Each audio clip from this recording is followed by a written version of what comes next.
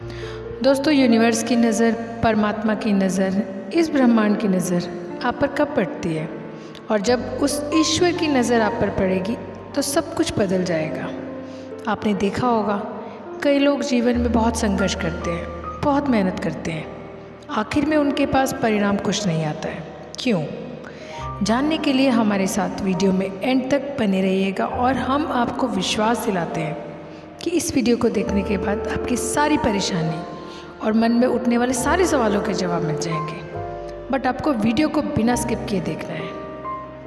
Video शुरू करने से पहले अगर आप सच्चे दिल से यूनिवर्स से लव करते हैं तो कमेंट में आई लव यूनिवर्स लिखना मत भूलना। तो चलिए वीडियो शुरू करते हैं। ऐसे बहुत सारे लोग आपने ऐसे देखे होंगे जो सुबह 5 बजे उठ कर के काम के लिए चले जाते हैं और रात को भी लेट घर लौट कर आते हैं और वो दिन भर बहुत मेहनत करते हैं, लेकिन फिर भी उनका जो पूरा जीवन है वो मेहनत में ही गुजर जाता है। और कई लोग ऐसे भी हैं जो आपने देखे होंगे जो इतनी मेहनत भी नहीं करते, लेकिन फिर भी उनको जीवन में सब कुछ मिलता है। तो ऐसा क्या कारण है? देखिए, जो ज़्यादा मेहनत कर रहा है फिर भी उसको वो चीज़ नहीं मिल पा रही है। जो वो चाहता है, जितनी मेहनत करता है उतना नहीं मिलता है।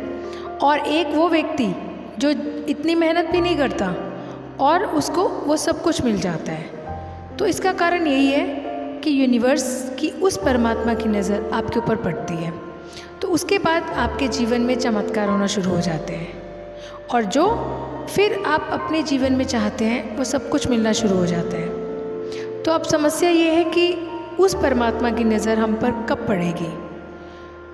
तो वो अपने आप नहीं पड़ेगी, आपको कुछ ऐसा करना पड़ेगा जिससे आप भी उस कैटेगरी में आ जाओगे, जो आपको मेहनत कम करनी पड़े और आपके सब काम बनने लगे। अब कई लोग बोलते हैं कि अगर ऐसा होता तो दुनिया में लोग मेहनत क्यों करते, सबके सब काम ऐसे ही बन जाते। तो ऐसा है, मेहनत लोग आज कहाँ करते हैं और जो मेहनत करते हैं उनको उतना कहाँ मिल पाता है जितनी वो मेहनत करते हैं। क्योंकि कुछ तो राज है इस ब्रह्मांड में, कुछ तो राज है जो उन लोगों को पता नहीं है। और अगर ये राज जिसको पता लग जाए उसका जीवन ही आराम से निकलेगा और वो जो चाहेगा उसको वही मिलेगा।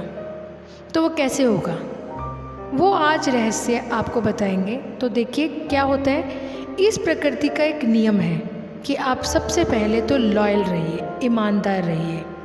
आज जो आपको बताने जा रहे हैं इसको आप 21 दिन तक करना, 21 डेज़ करना।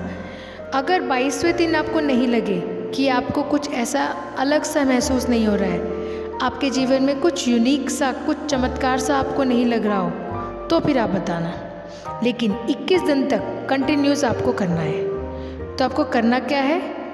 कुछ अलग से नहीं करना है, कुछ बड़ा नहीं करना है, कुछ हटके नहीं करना है। आप जो करते हैं बस उसी में से थोड़ा सा अलग करना है। सबसे पहले तो आप ईमानदार बनिए, ईमानदार रहिए, किसी भी चीज़ के प्रति ईमानदार रहिए।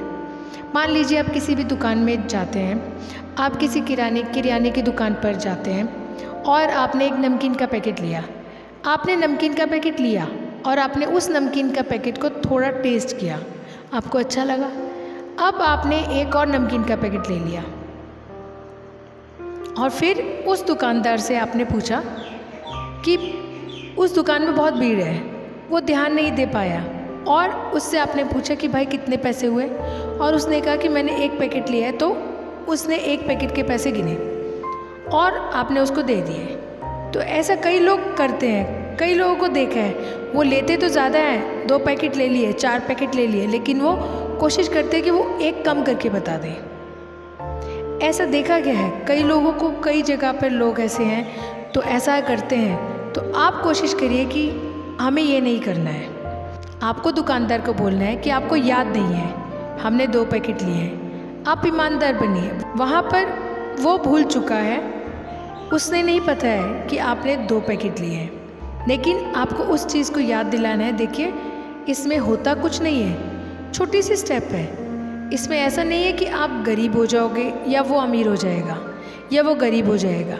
ना आप अमीर बनेंगे ना वो गरीब बनेगा, लेकिन आपकी जो छोटे सा स्टेप है ना, जिससे आपके मन को बहुत अच्छा लगेगा, बहुत अच्छी फीलिंग आएगी। कई लोग कहते हैं ये सब कुछ तो हम करते हैं, तो ये तो अच्छी बात है। अब दूसरी चीज़ जो होती है, आप सबसे पहले जो शुरुआत है आपने अपने परिवार से करिए। परिवार में आपके जो लोग हैं, आपके मम्मी पापा, पत्नी, बच्चे, पति, जो भी आपके परिवार में है, उनसे आप प्रेम से बात करना शुरू कीजिए। बड़े अच्छे से ये समझ लीजिए कि सब कुछ समर्पण है, मुझे कुछ नहीं चाहिए। जैसे कई बार होता है कि मुझे ये चाहिए, मुझे ये लाके नहीं दिया, मुझे ये नहीं दिया, खाने में नमक नहीं है, या कपड़े अच्छे से नहीं धोए, और इसकी वजह से कई बार घर में कलेश, लड़ाइयाँ, झगड़े होते हैं। उसने ये नहीं किया, इसने ये नहीं किया। तो आप 21 दिन तक ये करिए, कोशिश कीजिए कि मुझे कुछ नहीं चाहिए और मुझे अपने जीवन में चाहिए सिर्फ़ और सिर्फ खुशी। खुशी का फार्मूला ये है कि मुझे अपने आप को समर्पण करना होगा। कुछ नहीं चाहिए, जो मुझे ईश्वर ने दिया है वो बहुत अच्छा है। तो आप अपने घर में, परिवार में जितने भी लोग हैं उनसे अच्छे से बात करना शुरू कीजिए। दूसरी चीज़ आप ये कीजिए और फिर आप देखेंगे कि आपके जीवन में चमत्कार होगा। फिर तीसरी चीज़ है कि अपने परिवार में संतुष्ट रहिए और अपने परिवार में अच्छा व्यवहार कीजिए।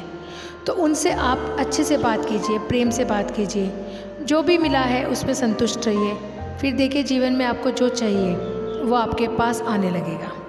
क्योंकि कहा जाता है जिस घर में कलेश, लड़ाई, झगड़े जैसी समस्याएं नहीं होती हैं वहाँ लक्ष्मी जी का वास होता है। कभी व्यापार और धन में किसी भी बात की कमी नहीं आती।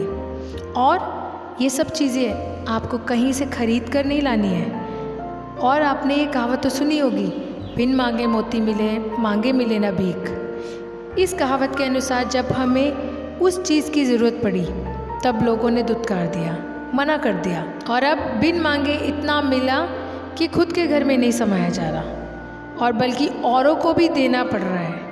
अर्थात एक समय की बात है, कुछ गरीब लोग रोज़ खाना मांगने या पैसे मांगने आते थे। हम उन्हें कभी देते थे, कभी भगा देते थे। लेकिन एक दिन घर में एक फंक्शन की पूरी तैयारी हो गई थी, हज़ारों लोगों का खाना तैयार था, मिठाइयाँ तैयार थी। अचानक ये लोग किसी वजह से लोगों ने आना मना कर दिया। अब क्या करें, इतना सारा खाना, मिठाइयाँ खराब होते हुए भी नहीं देख सकते। अतः हम लोगों ने उन गरीब लोगों को ही बांट दिया और कहा कि और चाहिए तो ले लेना और किसी और को भी ज़रूरत हो उसको भी दे देना। कई बच्चे खुश थे, ये तो कमाल हो गया, रोज़ हमें एक रोटी भी नहीं मिलती थी, आज घर में भर भर थाली देने आए हैं। क्योंकि इंसानी दिमाग है ना, बहुत छोटा होता है, तो वो कम ही मांगता है कि भगवान मेरी नौकरी लगवा देना, मेरी इतनी सैलरी बढ़वा देना, मुझे मोबाइल दिला देना। हमारी छोटी सी सोच तो छोटा ही मांगते हैं, और ऊपर वाला जो देता है जब हम उसके ऊपर छोड़ देते हैं, सब आपको पता है प्रभु मैं क्या मांगूं, जब आप उसके ऊपर सब छोड़ देते हैं तो वो बहुत कुछ देता है। इसलिए कहा गया है कि बिन मांगे मोती मिले, मांगे मिले ना भीख। आज एक छोटा बच्चा अगर आपसे कुछ मांगता है, छोटा सा बच्चा है, उसकी कितनी भी समझ है, वो क्या मांगेगा? एक टॉफ़ी। कहीं मार्केट में जाएगा, उसको एक आप टॉफ़ी दिला देंगे, कोई बिस्किट दिला देंगे, कुछ पैकेट दिला दोगे, इतना ही कुछ मांगेगा।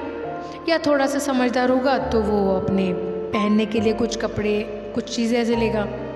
लेकिन आपके लिए, आप उसके लिए कितनी बड़ी प्लानिंग लेकर के चलते हैं, किसको क्या देना है, क्या कहना है, क्योंकि उसकी सोच तो उतनी सी है, उतना दिमाग है। लेकिन आप समझदार हैं, तो इस प्रकार भगवान भी हमारा पिता है और वो समझदार है, वो हमसे बहुत ज़्यादा, और उसकी प्लानिंग है जो बहुत बड़ी है, बहुत लंबी है, दूर तक की है। इसके लिए क्या देना है, क्या चाहिए, किसके लिए क्या चाहिए, क्या ठीक है, क्या गलत है, सब कुछ उसके ऊपर छोड़ दो, तो वो देगा। जो आपने कभी सोचा भी नहीं होगा वो आपके आगे आ जाएगा। और जब हम परिवार से कुछ मांगते हैं, कुछ छीन लेते हैं, लड़ाई झगड़े करते हैं, कलेश करते हैं, तो ऐसा नहीं है कि आपको मिल जाएगा, आपकी वो चीज़ आपसे दूर होती चली जाएगी। लेकिन जब आप उसको समर्पण कर देंगे कि मुझे कुछ नहीं चाहिए, जो आप दोगे उसी में राज़ी है, फिर आप देखिएगा जो आपके मन में है वो आपके सामने प्रकट हो जाएगा। यह रहस्य आपको बताते हैं और ये ऐसा नहीं है कि आपको ये कहीं और से सुन के पढ़ के बता रहे हैं। ये बहुत लोगों के जीवन में, हमारे स्वयं के जीवन का अनुभव है। आपको जो भी बताते हैं तो वो प्रैक्टिकल लोगों के जीवन का है, लोगों के जीवन के अनुभव है, अपने खुद के जीवन के अनुभव है, वही आपको बता रहे हैं। ऐसे कितने उदाहरण हैं कि जिसने कभी किसी से कुछ नहीं मांगा और आज उन लोगों के पास बहुत कुछ है। और आपको भी सब कुछ मिलेगा, बस आपको शांत रहना होगा, समर्पण भाव से रहना होगा। और तीसरी चीज़ है कि कभी आप किसी से कोई उम्मीद नहीं रखिए, कोई इच्छा नहीं रखिए, किसी भी व्यक्ति से कोई उम्मीद ना रखें। कई बार ऐसा होता है कि उम्मीद हमें धोखा दे देती है।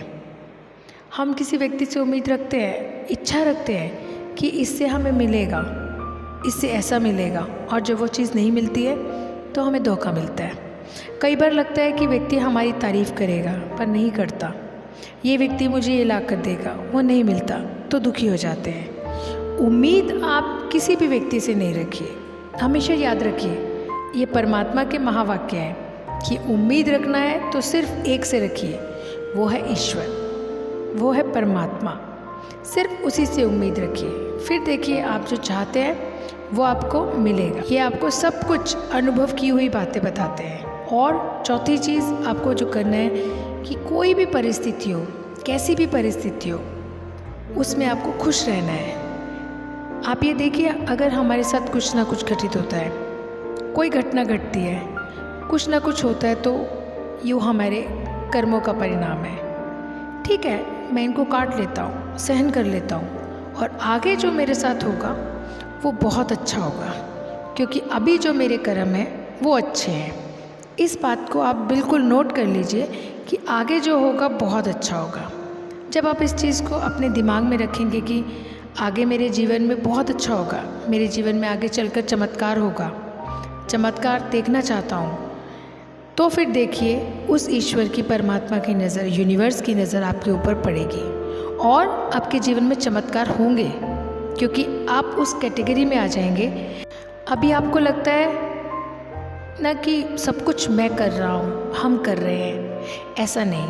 आप ईश्वर के ऊपर भरोसा रखिए। और चौथी चीज़ बताते हैं कि आप हर चीज़ को भगवान के ऊपर समर्पित कर दीजिए।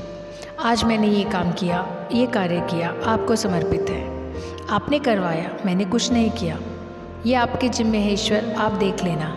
और होता क्या है, इंसान इसलिए परेशान होता है कि मैं इस चीज़ को कर लूँगा, मैंने इसको किया है। जो ये मैं अहम होता है ना, वो आगे नहीं बढ़ने देता। और जिस व्यक्ति के अंदर अहंकार आता है, भगवान की नज़र उसके ऊपर, यूनिवर्स की नज़र कभी नहीं पड़ती। लेकिन जब वो अहम को त्याग देता है, मैं कुछ नहीं कर सकता हूँ, सिर्फ मैं निमित्त मात्र हूँ, ईश्वर ने मुझे निमित्त बनाया है, चाहे परिवार के निमित्त बनाया हो, किसी व्यक्ति के निमित्त बनाया हो, किसी कार्य के करने के निमित्त बनाया हो, बस ईश्वर ने मुझे निमित्त बनाया है, कराने वाला वो है, मैं कुछ नहीं कर सकता हूँ। मैं तो बस अपने कर्तव्य का पालन कर रहा हूँ, जिसके निमित्त मुझे ईश्वर ने बनाया है। फिर देखिए परमात्मा की नज़र कैसे आपके ऊपर पड़ती है।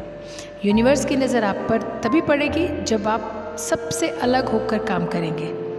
अभी आप ये सोचते हैं कि मैं अपनी नौकरी लगवा लूँगा, मेरी लाइफ बढ़िया कर लूँगा, मैं सब कुछ अच्छा कर लूँगा, मैं ये कर लूँगा, मैं वो कर लूँगा। मैं नहीं, ऊपर वाला ईश्वर है, सब कुछ अच्छा करेंगे, मुझे विश्वास है। सिर्फ ऊपर वाला ही सब कुछ कर रहा है।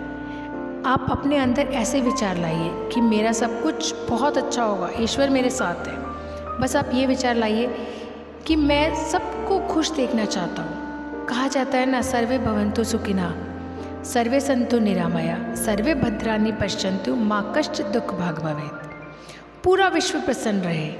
और जब आप सब में खुशी की भावना देखते हैं, सबको खुश देखना चाहते हैं, तो फिर ईश्वर की नज़र आपके ऊपर पड़ती है।